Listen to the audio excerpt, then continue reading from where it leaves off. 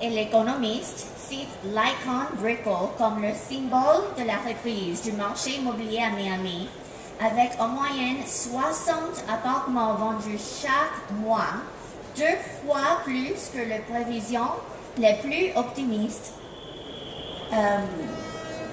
Et ce qui est très intéressant sur ce graphe, c'est que si vous aviez vu le graphe de l'année dernière, eh ben, non, go back. Si vous aviez vu le graphe de l'année dernière, eh bien les Français, que vous voyez ici en bleu, n'étaient pas du tout représentés. Cette année, ils faisaient partie bien sûr des autres. Cette année, on a 6% des acheteurs internationaux qui achètent à Miami sont des Français. De très nombreux Français viennent donc acheter sur notre marché, mais bien sûr pas seulement eux.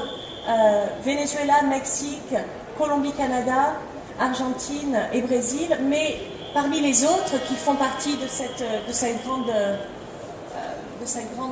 part de tarte, comme on dit en anglais, il y a... Non, you can go. Beaucoup d'Italiens, Asie, Antilles, le reste de l'Europe, etc. Donc, ce que je veux vous dire ici, c'est que Miami est vraiment un marché très cosmopolite.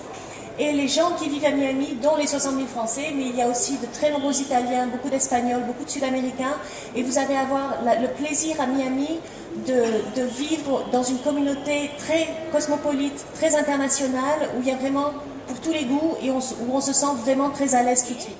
Vraiment abordable. Acheter une maison en Florida, c'est possible et les prix sont très bas.